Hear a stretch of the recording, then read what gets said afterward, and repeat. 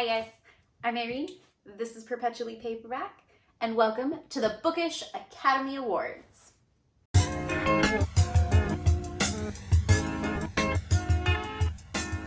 Before we get started, be sure to like and subscribe, hit that little bell so you don't miss out on future content. Alright, so we're gonna get started. So about this time of year is when the Oscars come on, and they are literally my favorite thing. I love them. Or at least I used to so much more when I was younger. Anyway, so today we're going to do a Bookish Academy Awards. I saw this on Reagan's channel at Peruse Project, so I'll definitely link the video that I saw because I just loved it. I thought it was great. Okay, so let's go ahead and get started. First, we have Best Actor or Actress, which is Best Female and Male Protagonist. Okay, so I would say that my best female protagonist of this year would be Vasya from The Bear and the Nightingale, or the Winter Night trilogy.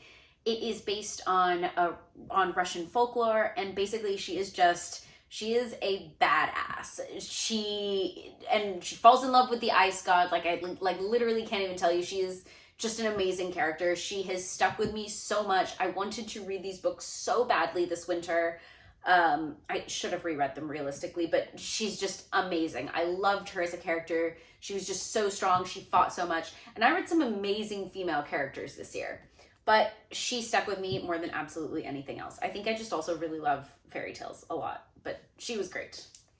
Okay, so for my best male protagonist this year, I actually picked Sebastian Devereux, or the Duke of Montgomery, from Bringing Down the Duke by E.V. Dunmore. So I had to pick, first off, I had to definitely pick a romance male lead because I just discovered this genre this past year. I have read basically none, and for me, it started with Bringing Down the Duke. I don't know why or what possessed me to pick it up, but I loved it, and then from there, it just took off. So I would have to say that my favorite male protagonist was the one who started it all, Sebastian, or the Duke of Montgomery, and he is delicious.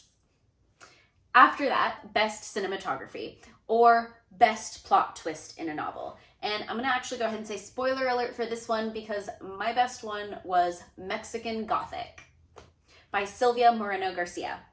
So this is a story of Noemi whose cousin recently married a English gentleman, and they live in Mexico. So her father recently got a letter from his cousin saying that there was some trouble, so he sends her basically to go and figure out what the trouble is as weird things are starting to happening. And the way that they make, basically just the plot twist of this and what the weird thing is, I just thought was so brilliant. So spoiler alert here, the fungus, wow. It was really good, actually. At first, I was kind of like, I think I was like lukewarm about the novel, but honestly, that was just like through the year, it was a great twist. It was a great twist. I love when there is some type of supernatural element that is based in some semblance of reality. Not that there's anything real about this. I just thought it was a really interesting way to use it, and I personally really appreciated it. So that was the best plot twist or best cinematography. Next, we have Best Costume Design or Best Cover. And I know I've talked about this one so much, but it's absolutely true. And actually, I had a really hard time picking because the Black Flamingo, I've kept it up because the cover is gorgeous and the inside the naked book is gorgeous itself. But I could not have been happy had I not gone with The Cemetery Boys. This is the naked book, and it is so beautiful. I think this is a Barnes & Noble exclusive edition. But I just think, not that I don't like the actual cover itself. The cover I think is really nice as well, but the naked book is just stunning with like everything gold foiled and Santa Muerte. I think it's just absolutely stunning. This was my favorite.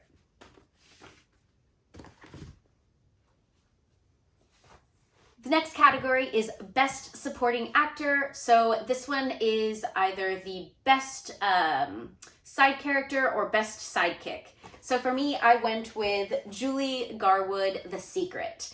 So Frances Catherine is the Scottish friend of the main character, and she doesn't actually have a very big role in the book, but she is essentially the reason that the entire book took place. And it's a romance novel set in Scotland, with family ties and everything.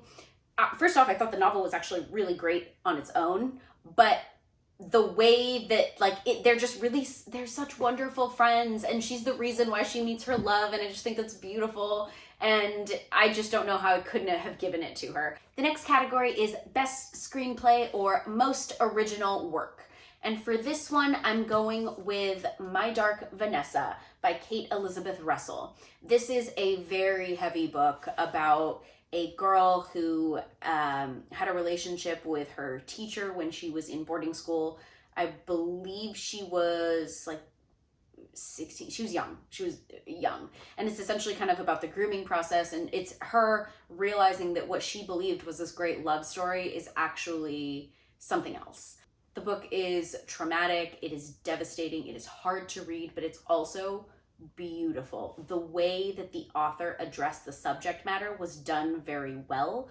It takes you to a very deep place with but with care, is the best way I can describe it. And I think this is an incredibly important book. I think it's a beautiful work of fiction. It was incredible. It was a very, very good read, and I would say this would have to be the best original idea in the way that it was presented. Okay, moving on. So I'm going to do the best animated movie, and this one is the best book that I believe would be either animated film or best adaptation. For this one, I'm going with, I actually have two, and the reason I have two is because one of them is actually already a televised series, we just don't have it yet. So the first one I'm going to go with is Amelia Peabody, and I totally could have done an ounce of research and found out if there was already one on her, because these books I believe were written in the 60s, I want to say. And it's about an Egyptologist. And I've read several in the series, and I'm going to continue at some point, but it's essentially Amelia Peabody is the main character, and she is a wealthy single lady at the very beginning of it who wants to travel the world, and she's very into Egyptology. So she ends up in Egypt, and she meets all the consequent players that are going to show up in her later works, but ultimately there's a common theme of her being sassy as fuck and her going to Egypt they basically go to all of the books are kind of based on the largest Egyptian finds, right? So I think that she is such a sassy spitfire character. I just think that it would lend itself really, really well. There's also the banter that takes place with some of the with her husband eventually and their kid. I just think I can see it being a really great, interesting series. Hey, Netflix. So the other one that I would say would be an incredible series, I think would be Beartown, but that is actually being made into an HBO series. This is not sponsored. I just am very excited for it. It was already on Netflix in Sweden, and I think it's going to be coming out in the US pretty soon. So take a look at that if that's something you're interested in, because the Beartown book would just be, oh, that'd be such a good series. That'd be an amazing drama. It would be dark, and it would be, oh, that'd be so good. Okay, so next we're gonna go with Best Director. And for Best Director, it's Best New Author, or favorite author basically, of the year. And I am so excited that I heard about this author. I'm so excited that I started reading her. I think she's truly become one of my favorites just because the stories are so beautifully enjoyable, and that is Lisa Kleypas. I am holding up one of the ones in the Hathaway series, which is where I started, and I can't say enough good things about it. I just absolutely loved them. I loved them so much. And I've now moved on to the Ravenelle series, and I'm enjoying myself so much. I'm having such a good time. They're so good. And I care so much about all of these characters and all of these families. She has been a gem this year. Thank you so much, Mindy. I absolutely love these. Okay. The next category is Best Visual Effects, and for this one, it is the best combat in a book. And I actually don't think I read too many things with huge combat scenes, and I'm going specifically with kind of meant to be a combat scene, not oh, there's a brawl in one of the books, because that doesn't even count. I am going to go with the Stormlight Archive on this one by Brandon Sanderson, and I read some of them last year, kind of went into this year a little bit. I finished Oathbringer, and I'm actually on Rhythm of War now. But I mean, it's like the way that he describes military action in it is just so well done, so top notch. He makes the action incredibly interesting, and it's really beautiful to read and to listen to, for that matter. Yeah, it's absolutely stunning. And the works are, not only are they amazing books, but the combat in them is so good. So now it's going to be best short story, and I actually didn't read a whole lot of short stories. I don't think I read any short story. I mean, I did read short stories here and there, but I guess I don't mark them weird. So I'm going with Mouse by Art Spiegelman, and it's actually a 2-part graphic novel series, but it was also one of the shorter ones I read, so that's kind of why I chose it. But it's actually a very, very good work. It's an autobiographical story about his relationship with his father as he kind of tries to understand him. And his father was, well, they're Jewish, and his father experienced World War II and how that affected him and all of that. And it was visceral and amazing for a graphic novel, which I think just made it so much more, it really just made it more real and harder in ways, but it was just so gorgeous and so worth it. It was a stunning graphic novel. So now I have, the next category is going to be the best documentary feature or best historical fiction. And I just could not do this list without talking about Lisa C. and the Tea-Girl of Hummingbird Lane. This was seriously one of the best books that I read. This would really satisfy almost any category, but I could only put it for one, or at least I chose to only put it for one. But it's essentially about Pu'er Tea and this girl that basically comes out of a village in China to become wealthy and successful, and it's her journey and everything she goes through, from having to assimilate in different cultures and what it means to be westernized for her, and just how her culture was transformed and made to work with Western culture. And it's just, this was, if you like historical fiction, and if you haven't checked out anything by Lisa C., this is a great one to do. It's a great one to say. It's an amazing work of historical fiction, because not only that, they're just so well researched, and it's just, she takes such care in her work. It's stunning to read. She is forever one of my favorites, and this was it was no exception. It was lovely. Finally, I have the last category, and it's going to be the best picture. So this one is actually best standalone. Okay, so for best standalone, I had a big problem picking this one. Reason being, I read a lot of series, apparently. I didn't realize I was this way because I have so many standalone novels. I did read several, but of the ones that I read and have yet to mention, I wanted to highlight another one that I just thought was absolutely fantastic that I don't think I've talked about very much. But it's The Troop by Nick Cutter. It is a horror novel, and boy, is it horrifying. I mean, honestly, it's essentially about a mutated, I don't want to say plague, but it's like a mutation of something that gets out, and it is so harmful to the population, and it is needed to be contained. So it's that story intermixed with what takes place with the people on the island that are affected by that.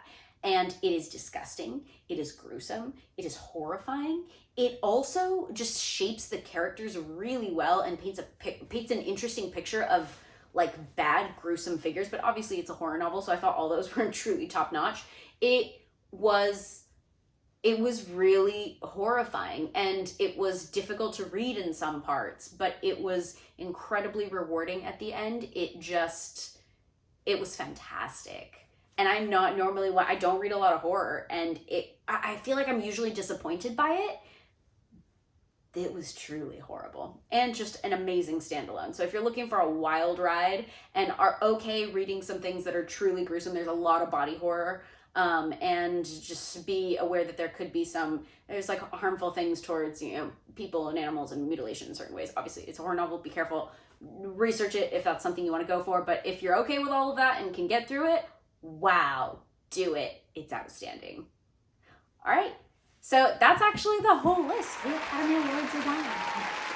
So I would love to hear if you think any of these categories were like, I was totally off the wall, or if anyone got incredibly snubbed. I think that would be lovely. So definitely talk to me about it in the comments below, and maybe I'll have to change some of my answers. No, that's impossible. We'll just have to do it next year. All right, I'll see you guys next time.